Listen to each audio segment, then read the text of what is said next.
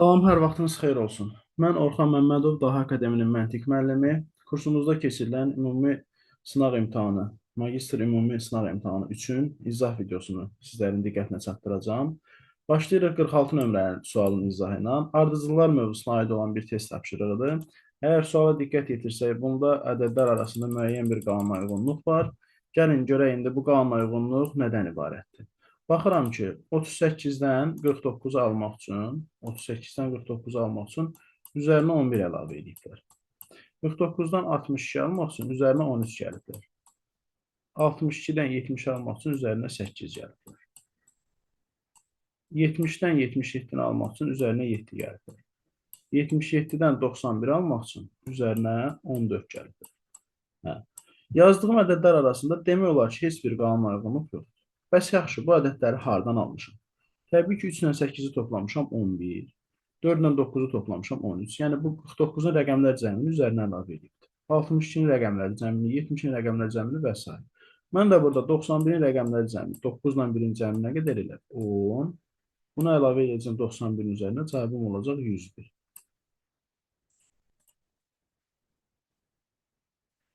Qırx 7 nömrəli sualda nə? 47 nömrəli sual şifrəli riyazi əməllər mövzusuna aid olan bir test tapşırığıdır. A6 kimi oxunan iki rəqəmli bir ədədi 6-ya bölüblər və alınıbdır CB iki rəqəmli ədədi. Mənə deyir ki, AD və BC-nin cəmlərinin hasilini tap. Birinci növbədə bilməliyik ki, A ədədini 6-ya bölüb C alıblar. C 1-dir. Nədən bilirəm? Çünki 1-i 6-ya vuranda 6 ala bilərəm mən yalnız. Deməli, C-nin qiyməti 1-ə bərabər olur. Yazıram, C bərabərdir 1. Əgər burada C harda olsaydı, hər yerdə 1 yazardım yine, amma yoxdur heç yerdə. Bura baxıram. D düşüb burada A-dan 6 çıxıblar, D qalıbdır. Amma bilmirəm neçədir. 6 özü düşübdür aşağı. D bölünmədiyi üçün ona kömək gətirir. Bu ədədi 6-ya böləndə B ədədi alınır. B-ni 6-ya vuranda sonu B ilə qutaran iki rəqəmli bir ədəd alınır. İndi bir məsələ var. Biz bilirik ki, bütün cüt rəqəmləri 6-ya vuranda sonu həmin o vurduğumuz ədədlə bitir. Yəni, mən bura tutaq ki, 2 qoysam, 2 altın 12, bu da 2 edir. Amma 2 bu məsələnin həlli deyil. Çünki 2 altın 12 edir, bura yazıram 12. Onda burada D 1 olur. Düzdür, axı mən C-yə 1-i vermişəm, bunu xüsusi olaraq burada qeyd edelim. Onda deməli, D 1 ola bilməz artıq. Çünki 1-1-dən və 0-dan fərqli olan rəqəmlər olmalıdır. Deməli, mən bura bu-ya 6 qoysam, bəs nə olar? Bu-ya 6 qoysam, 6 altın 36. Bura yazacağıq 36, düzdür? Bu mümkündürmü? Xeyr, mümkün deyil. Çünki 6-dan 6 çıxanda burada 0 qalmalıydı. Bu da mümkün deyil. Ona görə mən heç 6-dan böyük 8-i qoyub yoxlamaram. Çünki bu o boyda böyük qiymət ala bilməz. Deməli, bunun ala biləcəyi, bu B-nin ala biləcəyi qiymət yalnız 4. 4 altının bura ilə 24. Aha. 6-dan 4 çıxanda həqiqətən də bura 2 qalar. Yəni 26-dan 24 çıxanda 2 qalır. Demək, mən burada nəyi tapmış oldum? Mən burada B-nin 4 olduğunu tapdım. D-nin 2 olduğunu tapdım. Əgər bunları tapmışamsa, A-dan 6 çıxıblar, 2 qalıb. Deməli, A da 8-dir də. A-nın da neçə olduğunu tapdım? 8. Mənə deyir ki, A ilə D-ni topla. Topladım, elədi 10. Sonra deyir, B ilə C-ni topla. Bunları da topladım, elədi 5. Sonra deyir, bunları bir-birinə vur. 5-i də ona vuraram, neçə ilə? 50.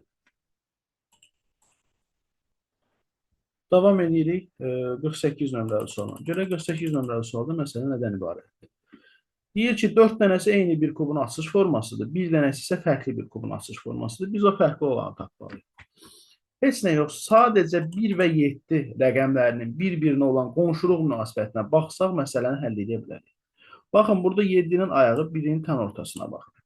Burada mən 7-ni fırlasam, 7 burada bir dəfə belə dayanacaq bu formada.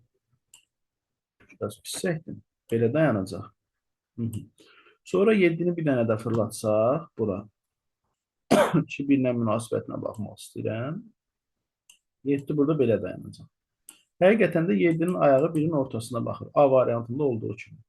Burada da eyni ilə elədir. Burada da mən 7-ni fırlatsam, 7 burada belə dayanmış olacaq. Yəni, ayağı birinin ortasına baxmış kimi olacaq. Bu da bunlar kimidir. Amma burada 7-nin ayağı ilə heç fırlatmadan görürəm ki, 0-a baxır. 7-nin açıq hissəsi 1-ə baxır. Deməli, bu fərqli olan bir kubdur. Yuxarıda verilən bu 4 variantın eyni bir kub deyil. Burada baxırıq ki, elm adları ilə bağlı maraqlı bir sualdır. Kinologiya itləri öyrənirsə, ipologiya nəyi öyrənir? İpologiya atları öyrənir.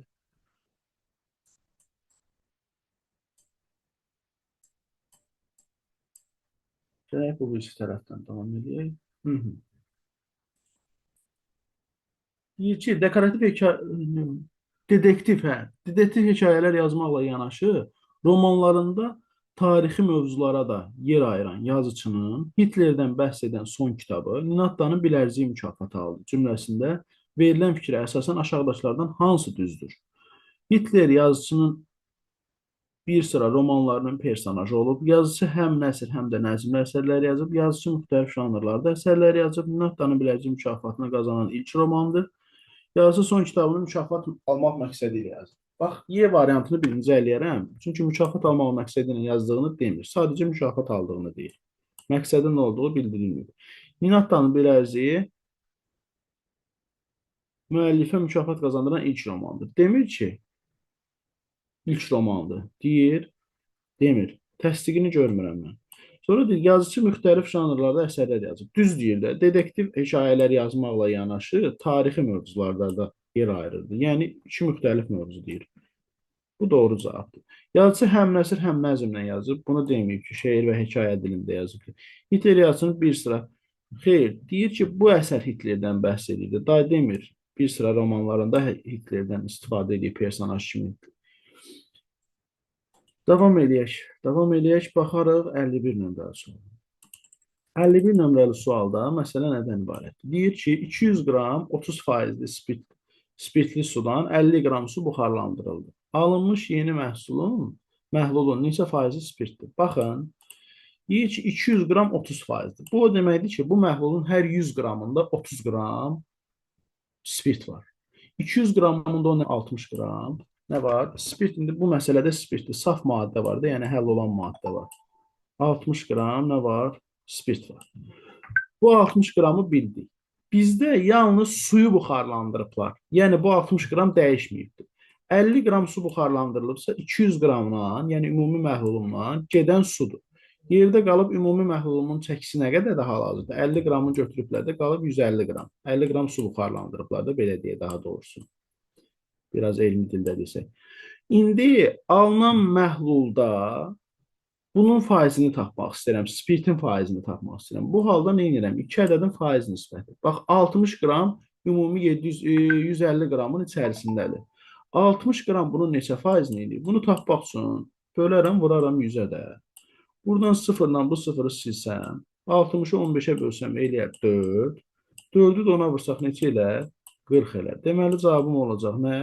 40%. Alınan yeni məhlulun 40%-li məhlul olacaq.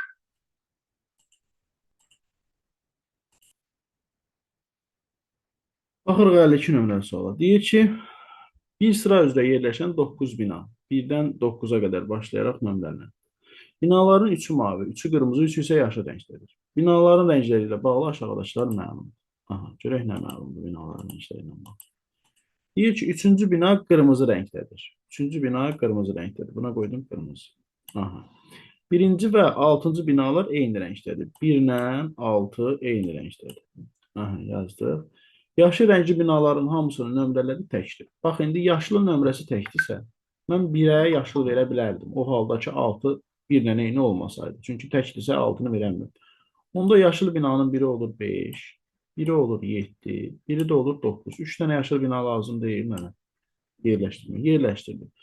Bundan artıq heç nə eləyə bilmərəm mən bu cədvəldə.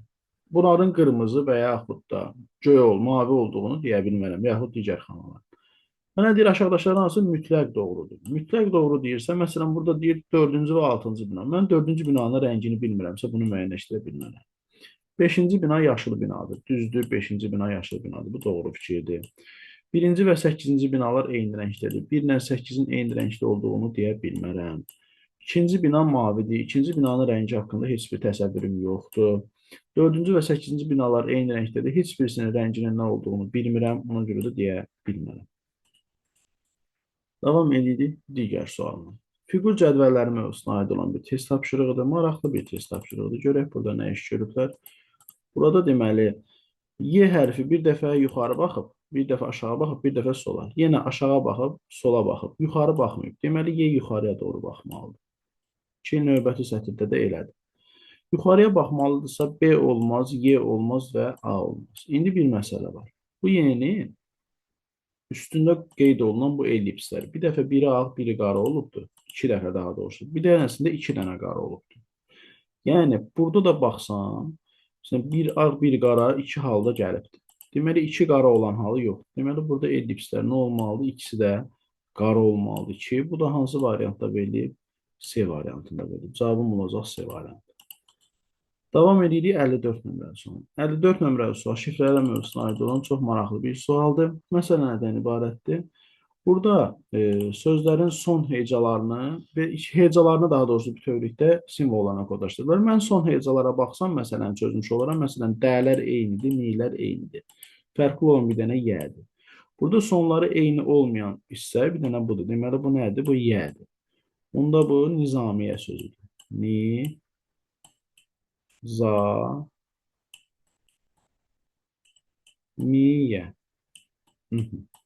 Nizamiyyədirsə, bu mi ilə başlayan nə olacaq? Minarəni olacaq. Minarəni.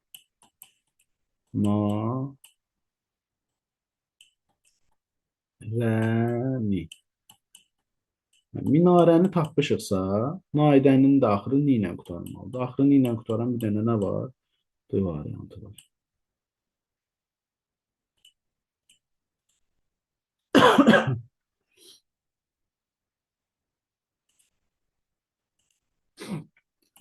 Baxarıq 55 nömrəli suala. Görək 55 nömrəli sualda məsələ nədən ibarət? Deyir ki, 12 işçi 3 saata 500 qutu hazırlayır. Bax, 12 idi 3 saata 5 qutu hazırlayırsa, onda bir işçi 36 saata, yəni 12 vurulsun 3 saata, 36 saata neçə qutu hazırlayır? 500 qutu hazırlayır. Aha. Mən bir işçinin bir saata hazırladığı qutunu tapmaq istəyirəmsə, onda bir işçi bir saata nə qədər qutu hazırlayır? Bir işçi bir saata 500 bölü 36. İndi bunu bölmürəm, belə saxlayıram. Çünki o birisi tərəfdə ixtisar edəcəm ona görə. 500 bölü 36 qutu hazırlayır. İndi mənə deyir 300 qutu hazır istehsal etmək üçün 16 işçi nə qədər vaxt sərf edir? Baxın.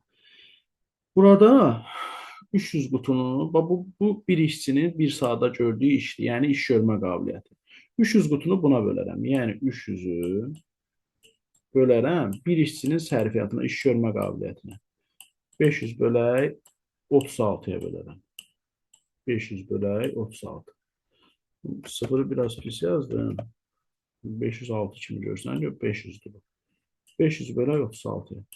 Bunu da biz bölmək üçün nə etməliyik? Mütləq şəkildə vurmalıyıq da. Bu nə olacaq? 300 vurulsun. Burada olacaq 500.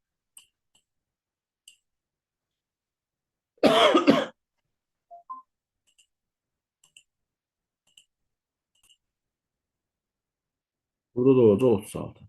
Aha. Mən indi bunları vurub ixtisar etsəm, bu eləyəcək. Deməli, 500-dən 300-ü ixtisar etsəm, sıfırlarını ataram. 500-dən 300-ün sıfırlarını atsaq, burada qalacaq 5, burada qalacaq 3, bu eləyəcək 918, 108 bölünsün 5. Hə? 108 bölünsün 5, bu da eləyir 21 tam. 21 tam onda 6. Deməli, 21 tam onda 6 nə? Saat. Bunu bir işçi bu qədər vaxta görür. Bəs bu 21 tam onda 6 saat müddəti də mən bölməliyəm. Axı bunu tək başına görmür bu. Bunu neçə dənə işçiyə bizə gördürmək istəyir. Bizə deyir ki, bunu 16 işçi. Mən bunu bölməliyəm 16-ya. Bunu 16-ya bölsək nə olmalar? Bu deyir 1 tam 35 saat. 1 tam %35 saat bəs neçə dəqiqə deməkdir? Onda nə edərik? Heç nə.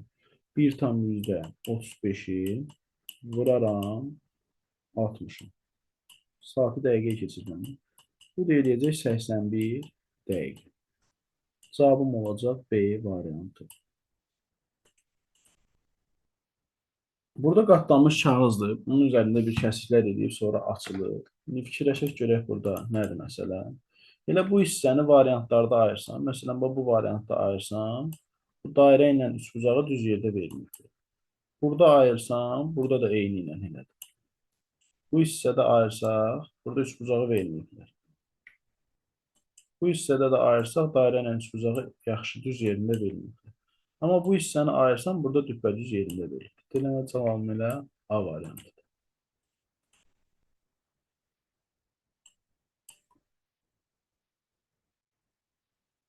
Keçirik 57. 57-də məsələ nədən ibarət? Yoldaşlar, izləmək lazımdır burada rəqəmləri. Hansı rəqəm hansı hərfi ifadə edir və bir keçiddən digərinə keçəndə yerini necə dəyişir? Məsəl üçün, sıfıra görə izləmə aparmaz. Mən 5-ə görə izləmə aparacam birinci. 5 burada ilk ikisinin sonuncu hərfləri eyni olmalı. Məsələn, A variantında bu ödənmir. B variantında ola bilər. C variantında bu ödənmir. Mən də buna elə belə bir dəfə üstünə xətt çəkək. Belə. D və E variantında hələ ki ödəyir. Amma burada sonuncu gələn, burada sondan ikinci gəlməlidir. Sondan ikinci gəlməlidirsə, bunların üçündə də ödəyir. Baxaq, indi digər bir rəqəmə baxaq. Məsələn, bu 4, burada sondan ikinci gəlib, buradan da sondan ikinci gəlib, burada sondan üçüncü gəlib. Məsələn, baxıram, bu sondan ikinci gəlib, sondan ikinci gəlib, sondan üçüncü gəlib. Düzdür. Burada baxıram, sondan ikinci gəlib, burada sondan ikinci gəlməyib. Deməli, D variantı artıq səhv. Sonra keçirik bu birisindən. Sondan ikinci yerdədir, sondan ikinci yerdədir, amma sondan üçüncü yerdə olmalıydı. Burada da səhv var. Deməli, onda cavabımız nə olacaq? Cavabımız olacaq B variantı. Davam edirik 58 nömrəli sualın. 35-i almaq üçün nə ediblər burada? 2 ilə 3-ü toplayıblar 5, 5 ilə 2-ni toplayıblar 7. Vurublar bir-birinə olub 35. Bu eləyir 6, bu eləyir 9 rəqəmlər cəmi. Vurublar eləyib 50. Bu eləyir 3, bu da eləyir 8. 3 dəfə 8-i neçə eləyəcək? 24. Cavabım olacaq C variantı. Sonra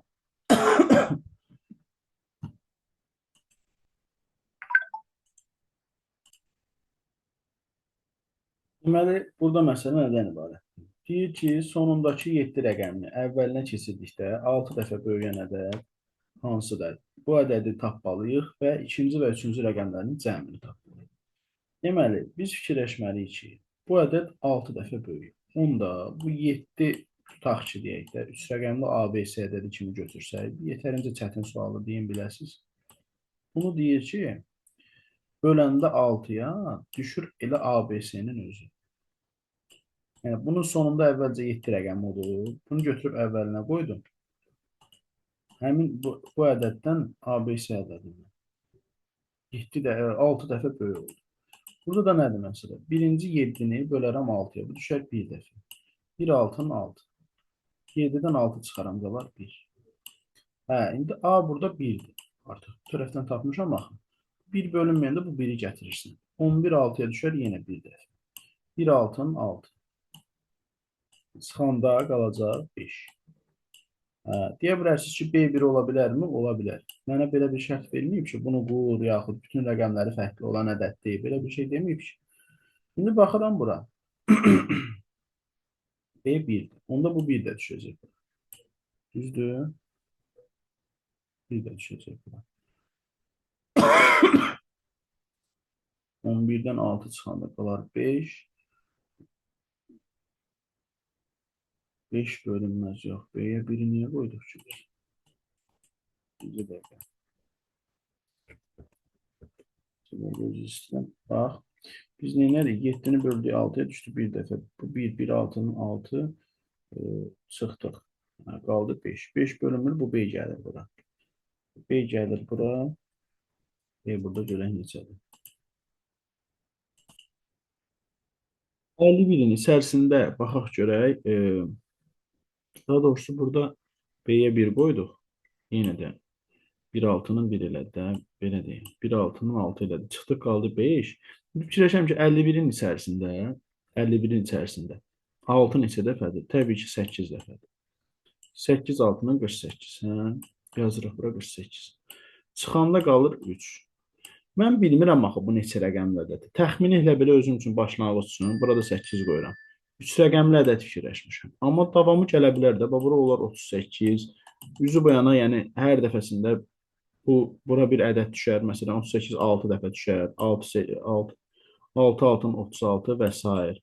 Bu davam edəcək də müəyyən qədər. Düzdür? Neçə dənə, nə qədər davam edir eləsin. Mənə o lazım deyil ki. Mənə deyir ki, ən kiçiyinin soldan ikinci və üçüncü rəqəmini tap. Bu ədədin soldan ikinci və üçüncü rəqəminin cəmini soruşur bizdən. Mən də 8 ilə 1-i toplayıram 9. Vəssalam. Baxırıq bu birisi sual. Bu biri sualda mənə deyir ki, təpələrində 8 xanası olan kubun xanalarına -1, 0, 1 ədədləri aşağıdakı qaydada elə yazılmalıdır ki, hər xana özünə qonşu olan xanalardakı ədədlərin cəminə bərabər olsun. Məsəl üçün, tutaq ki, burada nə demək istəyir? Demək istəyir ki, C özünə qonşu olan C-nin, sonra D-nin və B-nin cəmindən alınıb. Yəni, bunları toplayıb C-ni almışıq biz. Yaxud, biraz bu xəttləri balaca edeyim. Çünki digər tərəfdə də lazım olacaq mənə. Bunlardan alınıb, yəni.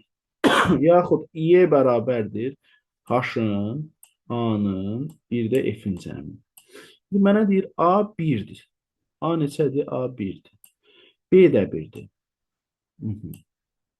F isə -1-dir. Mənə deyir ki, Y ilə H-ı tap. Biz birinci növbədə B-yə baxsaq, B A-dan, F-dən və C-dən alınır. Əgərlərin bu 1 ilə -1-i toplasam, bunlar edir 0. B-nin cavabının 1 olması üçün C məcburdur 1 olsun. Düzdürmü? Sonra baxıram nəyə? Baxaram görək, C-yə hansı qiyməti qoya bilərəm və yaxud D-yə hansı qiyməti qoya bilərəm, Y-yə hansı qiyməti qoya bilərəm. Məsələn, C-yə mən -1 qiymətini qoysam, onda C-nin 1 olması üçün C zaten bunlardan alınır da, B, C və D-dan. Deməli, onda bunların cəmi 0 edir, D olmalıdır 1 mütləq. Hə, bəs D-yə 1 qiymətini almaq üçün nə etməliyəm? A-la C-nin cəmi D-ni verir də, düzdür? 1 ilə 1 edir 2. Deməli, bura -1 olmalıdır ki, bunların cəmi 1 eləsin. 2 ilə -1-in cəmi. Bu zaman bəs Y hansı qiyməti alır? -1 ilə -1 edir -2. Bir də gələndə yenə də olur -1. Y -1 oldu, H da -1 oldu. Məndən də bunların cəmini soruşur. Olacaq cavabım -2. Davam edərik növbəti sualına. Növbəti sualımız görək nədir? Bizə deyir ki, notlarla bağlı sual verib. Deyir ki, do, re, mi, fa, sol, la, si ardıcıl verib elə burada, sağ olsun. Qəşəng formadadır. Mənə deyir ki, aşağıdakı sırada do notundan sağda yazılmış ilk notdan, yəni re'dən söhbət gedir. Do notundan sağda yazılmış ilk notdan bura qədərini çözmüşəm. Sağda yazılmış 5-ci notlar. 1, 2, 3, 4, 5. Söhbət si-dən gedir. 5-ci notla arasında 2 not olan. Bununla nəyin arasında 2 not var? 1, 2 not var. Fa'nın arasında. Söhbət fa'dan gedir. 2 not olan. Notdan solda yazılmış birinci not hansıdır? Solda yazılmış birinci not hansı olacaq? Mi olacaq. Cavabım olacaq C variantı. Baxarıq bu birisinə. 62 nömrəli sualda məsələ bundan ibarətdir ki, mənə hərflərin yeri qarışdırılıb. Mənə deyir ki, bunlardan söz düzəlt və fərqli olan sözü tap. Bu cücə sözüdür, bu mavri sözüdür, pişik balası, yəni bu toyuğun balasıdır. Bu oğlaq keçinin balasıdır, quzu da qoyunun balasıdır. Burada inək isə heç nəyin balası deyil. Cavabım olacaq Y variantı.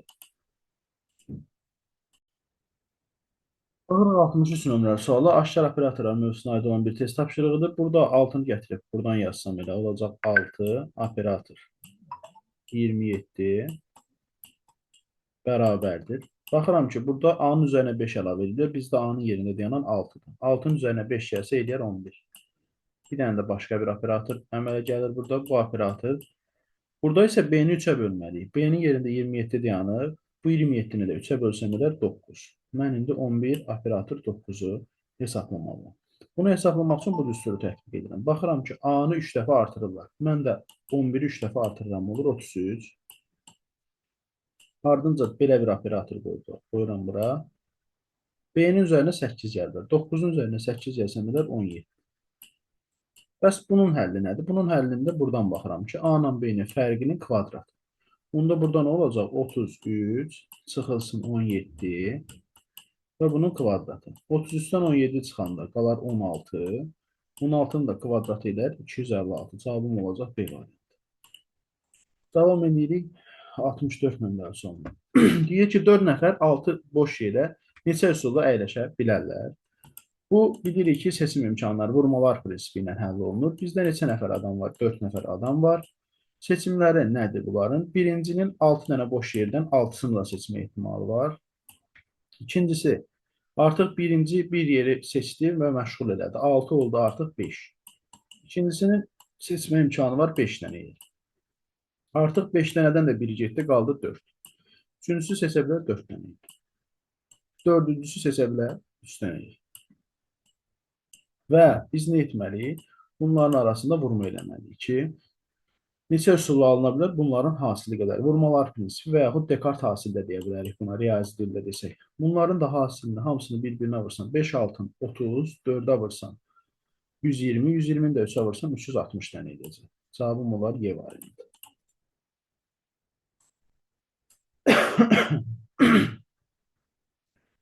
Baxırıq 65 nömrəli sual. 65 nömrəli sualda məsələ nədən ibarətdir? Müxtəlif şəkillərdir. Üzr istəyirəm.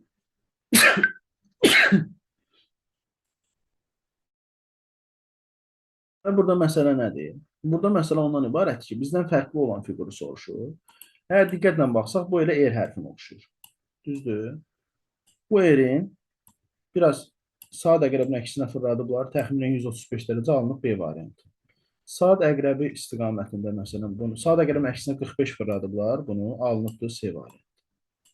Bir dənə də saat əqrəbin istiqamətində fırlatsa biraz alınar burada Y variantı. Amma D variantını heç cür ala bilmərəm. D variantı çünki bu şəklin sanki güzgüsüdür, eynisi deyil. Ona görə fərqli olan cavabımız olacaq D variantı. Baxırıq 66 nömrəli suala. 66 nömrəli sualda görək məsələ nədən ibarətdir. Maraqlı bir məsələyə oxşuyur. Biraz uzaqlaşdıraq. Qoy hamısını görək şərtlərin.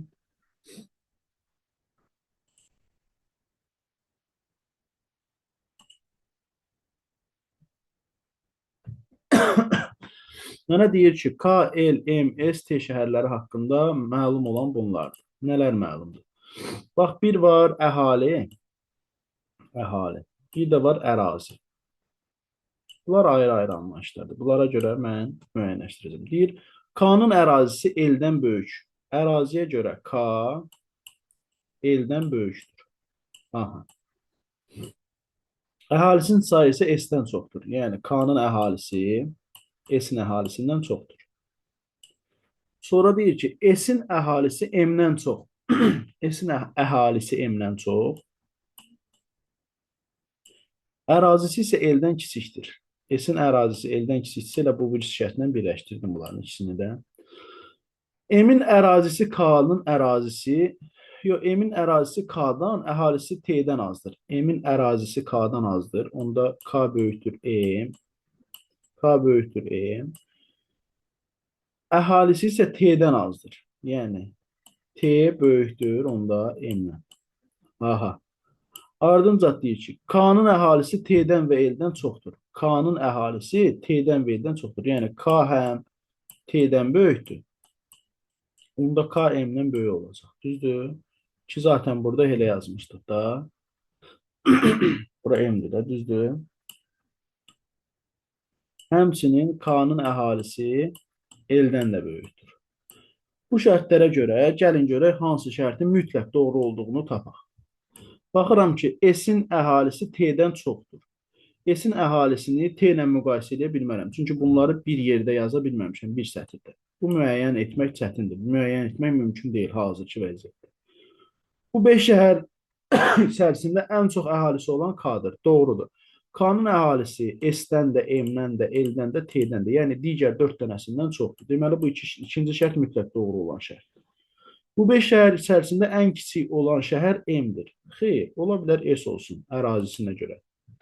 M də ola bilər, S də ola bilər. T ilə bağlı, ərazisi ilə bağlı heç bir fikir yoxdur məndə.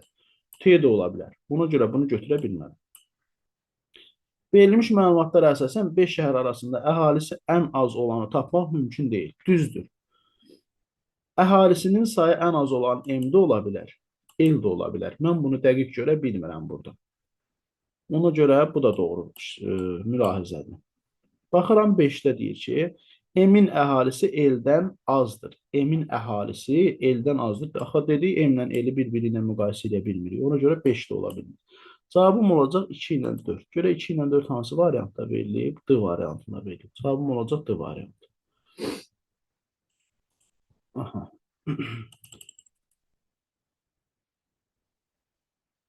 Baxırıq 67 nömrəli suala. Baxaq görək 67-də məsələ nədən ibarət. 67-də yoldaşlar, yenə analogiyadır. Qəpiyi manat verib, buna uyğun olanı soruşur məndən.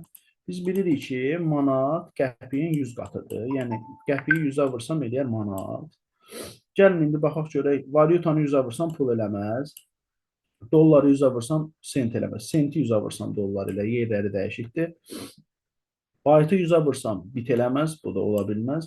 Amma santimetri 100-ə vursam, yəni 100 santimetr nəyə bərabərdir? 1 metrə bərabərdir. Doğru cavabımız D variantıdır. Dəyəri 100-ə vursam qiymət bu da heç eləməz. Davam edirik növbəti sualımızla.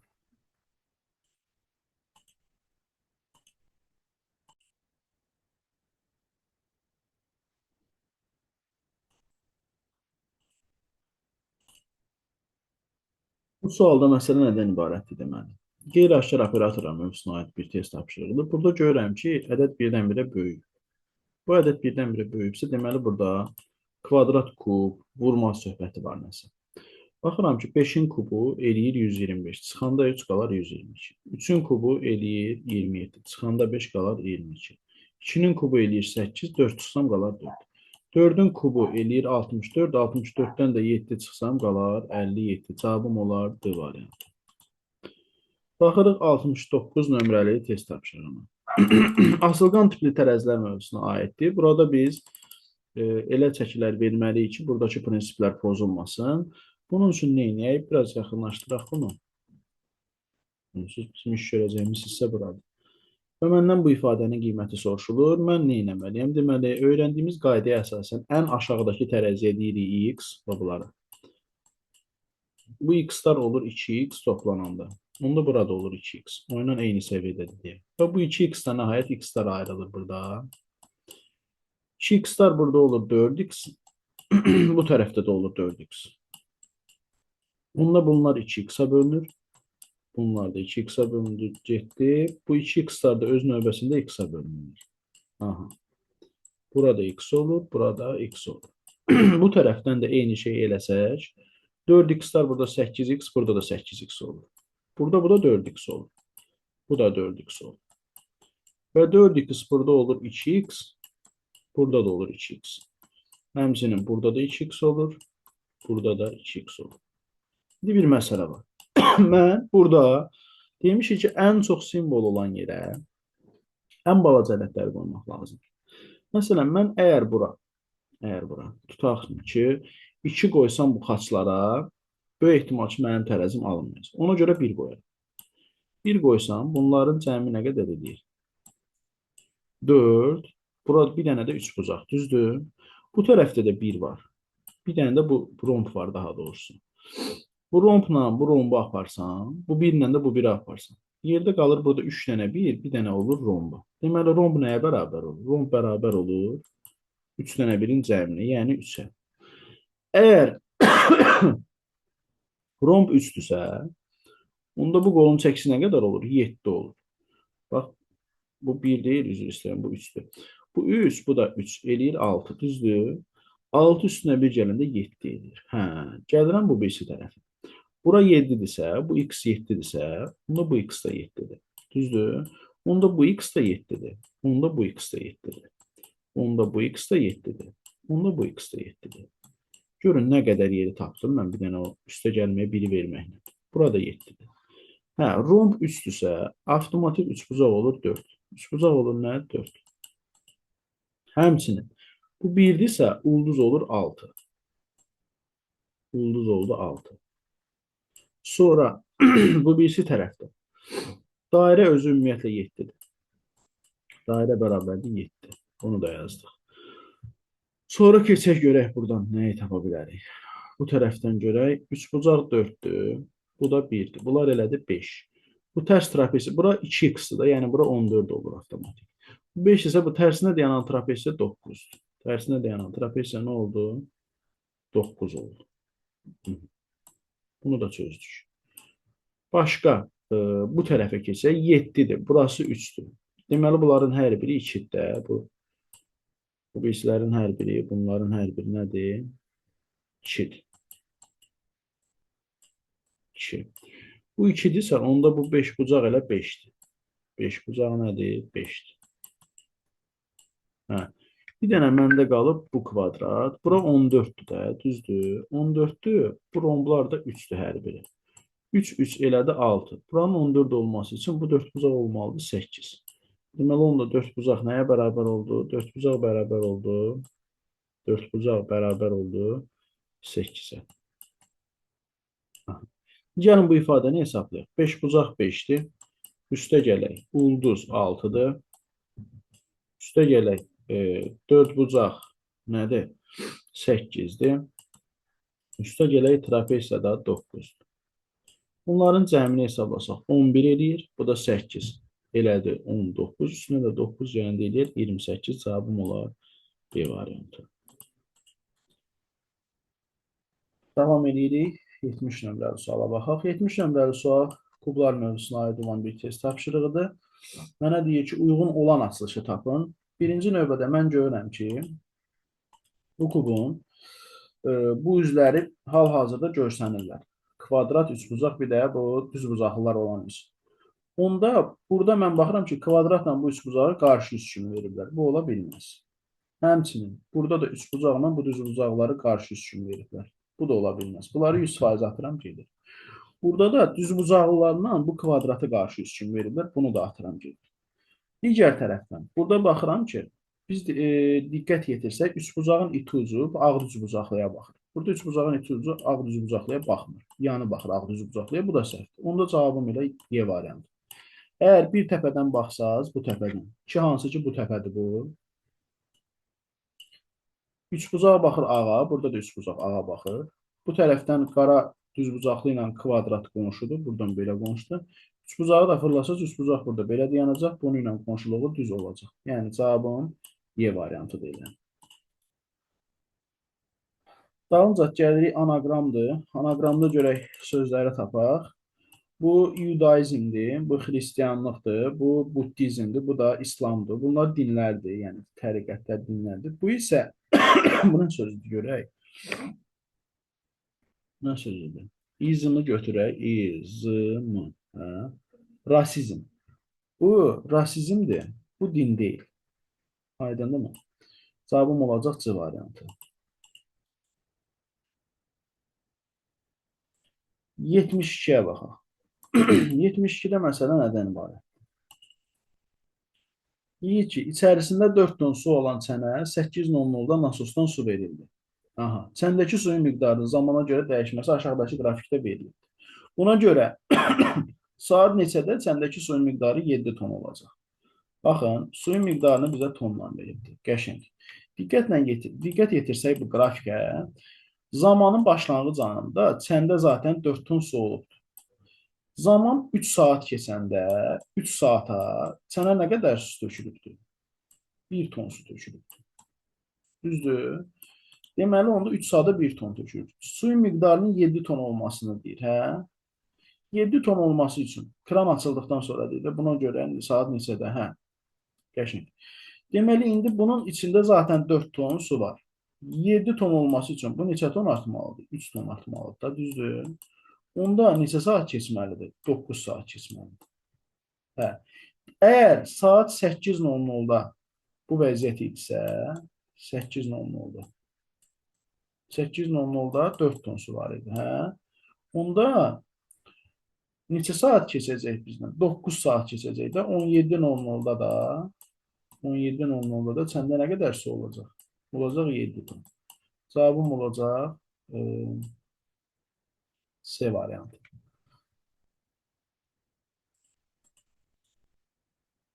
Burada məsələ nədir? Fiqurədə də əlaqələrin mövzusuna aid olan belə bir piramida şəkilli bir testi nədir görək burada. 1-i 2-yə vurublar, 2, bir dənə də 2-yə vurublar 4. 2-ni 4-ə vurublar 8, bir dənə də 2-yə vurublar 16. 4, 5-in 20, bir dənə də 2-yə vurublar 40. 5, 6-nın 30, 2-yə vurublar. Bu qayda ilə gedir. İndi 8, 9-un 70. 70-ni də 2-yə vuranda eləyəcək 144.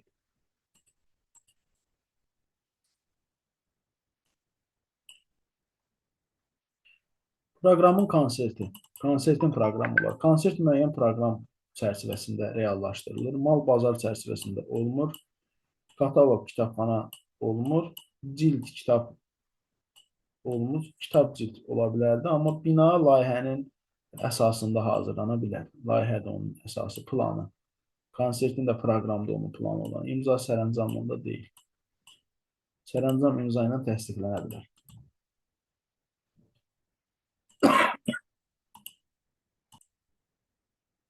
75 nömrəli sualda məsələ nədən ibarətdir? Deməli, 5 ilə 6-nı toplayıblar 11, 1 çıxanda qalır 10. 6 ilə 10-u toplayıblar 16, bu səfər 2 çıxıblar, qalıb 14. 10 ilə 14-ü toplayıblar 24, 3 çıxıblar, qalıb 21. Bu səfər toplayıblar 4 çıxıblar. Bu səfər toplayıblar 5 çıxıblar, indi toplayıb 6 çıxmalılar. Toplayanda edir 78. 78-dən də 6-sını çıxsam, qalar neçə? 72. Cavabım olar A variantı.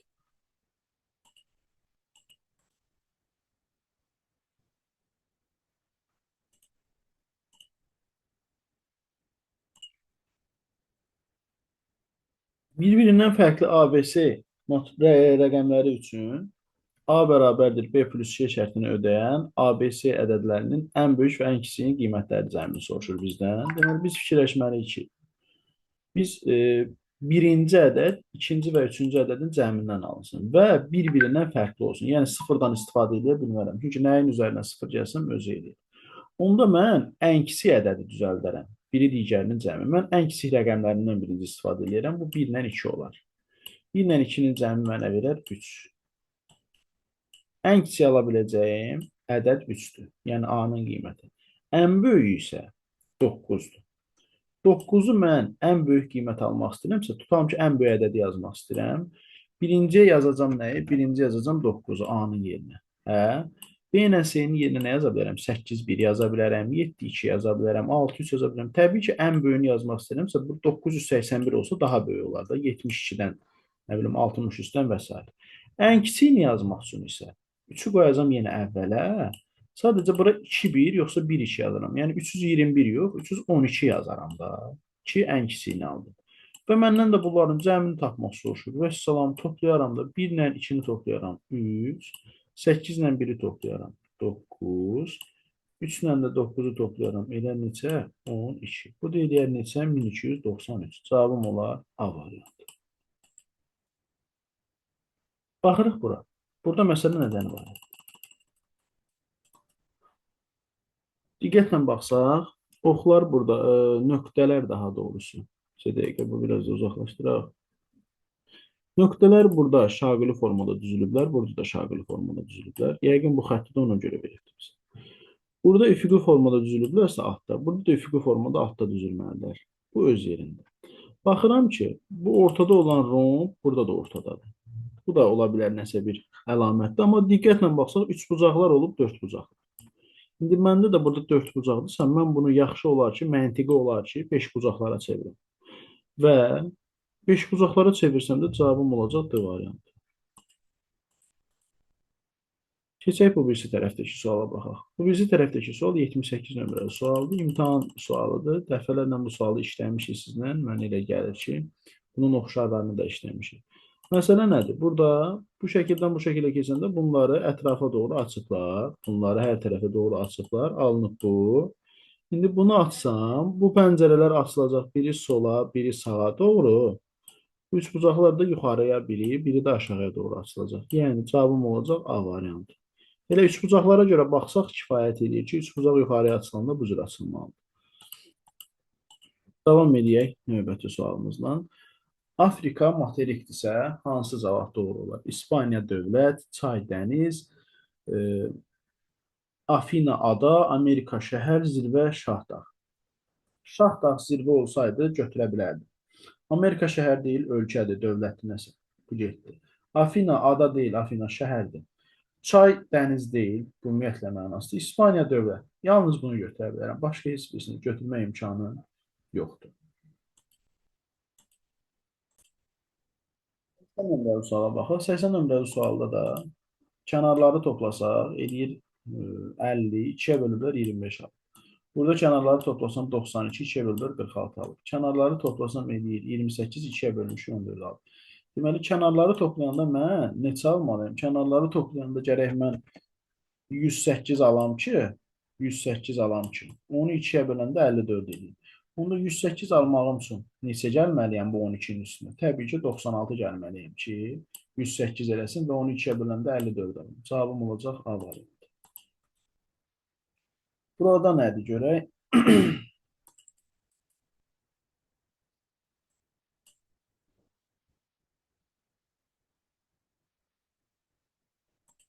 Burada deməli,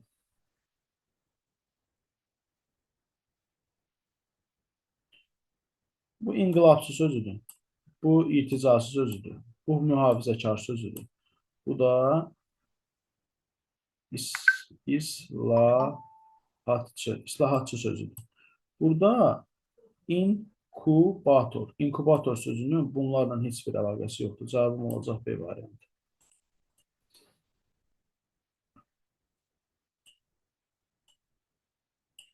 Gəlirik baxırıq 82. 82-də də yenə aşkar operatorlar mövzusuna aid olan bir test tapşırığıdır. Birinci bunu həll edirik. 75 m kvadratı. 75 ilə 3 ixtisar edəsək, burada m kvadratı bərabər olacaq nəyə?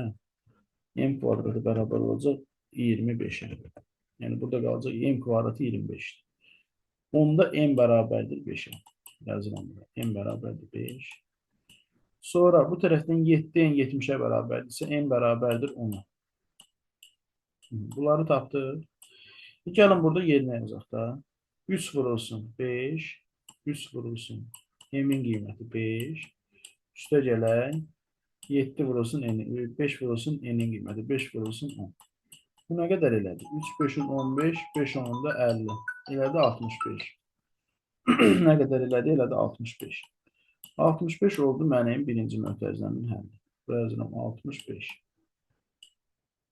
Keçərəm ikinci mötərizəni həll etməyə. Burada da yenə 3 ilə bunu ixtisar edəsəm, burada qalar 1. M-in kvadratı 1-dirsə, bu səfər M özü 1-ə bərabərdir. M nəyə bərabərdir? M 1-ə bərabərdir. Bu birisi tərəfdən 7 n 28-ə bərabərdirsə, n 4-ə bərabərdir. Onda bu ifadənin qiyməti nə olacaq? 3 vurulsun 1, üstə gələk 5 vurulsun neçə? Nə yazmışdıq bura? 4. Bu da elədi nə qədər? Bu da elədi 20, bu da 3, 23. Buranın həlli oldu nə? 23. Şimdi mən bu operatorun qiymətini, funksiyasını görək nə idi? Toplayıb 2-yə vurmaq. 65 ilə 23-ü toplayarıq. Eləyər 88. 88-i də biz 2-yə vursaq, eləyər 176.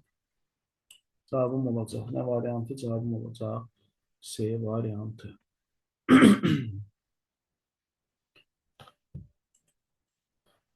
Davam edək. Hə, burada puzzle'ları birləşdirmək lazımdır. Birləşdirib cavab almaq lazımdır. Görək hansı cavab alınar. Ya daha doğrusu hansı cavabdakı hissələri birləşdirsəm bu alınar. Birinci bu üçbucaq hissəsini götürüb bura qoysam, bu tamamlanır. Okey, yaxşı. Bəs digərlərini necə düzəldək? Bax, üçbucağın birini buradan götürüb qoyuram. Digərini isə buradan götürüb qoyuram. Belə deyil də təxmini. Bu paralleqramı qoyuram bura. Üçbucağın birini qoyuram yuxarı, bura.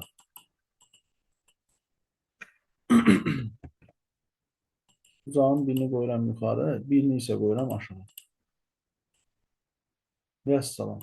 Alındı. Cavabım onda nədir? B variantıdır.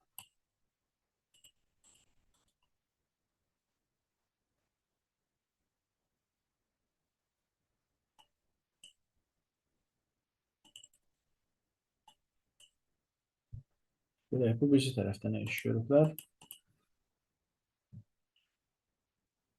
Burada deməli 7-dən çıxıblar 3-ün qalıb 4.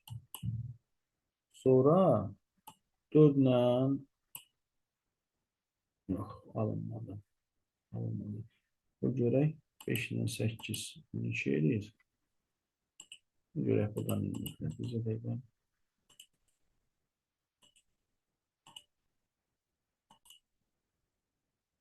Deməli nədir məsələ? Burada belə eləyiblər. Baxın, bu 5-dən bu 3-ü çıxıblar, alınıb 2. Bu 8-dən bu 4-ü çıxıblar, alınıb 4. Bu 7-dən də bu 3-ü çıxıblar, alınıb 4. İndi gələn bura. Burada nədir məsələ? 5-dən neçə çıxmalıyıq? Alınsın 3. 2. Deməli 3 çıxmalıyıq. Bəs neçədən mən 7 çıxmalıyam? Alınsın 2. 9-dan. Bəs 6-dan neçə çıxmalıyam? Alınsın 2. 4 çıxmalıyım. Bunda cavabım olacaq 493. Bu oldu bizim videonun birinci hissəsi. İnşallah ikinci hissəsini də çəkib yerləşdirəcəyik sizin üçün sınağın. İkinci hissədə də gördüyünüz bu sualların izahını verəcəm inşallah.